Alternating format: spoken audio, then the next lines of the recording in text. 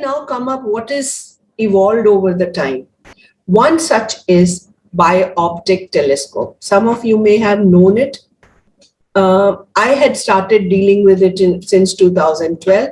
Since I was more in academics, my commercial practice was less, and I'm back again into some of it. But bioptic telescope was pretty expensive in 2012. But the economic state of the patients have evolved, and I love this product.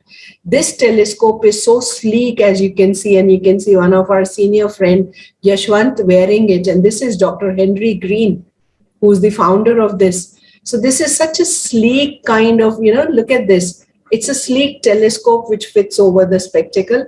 Patient needs to just alternate, see, and come back. It is recommended for driving also in US if the vision improves beyond 6/12. So our cosmetic advantage, these are the telescopes so far that we've been telling, the conventional ones that we've been telling our patients. Do we still intend to give those conventional telescopes when we have the modern ones where cosmetic appearance, quality and things can be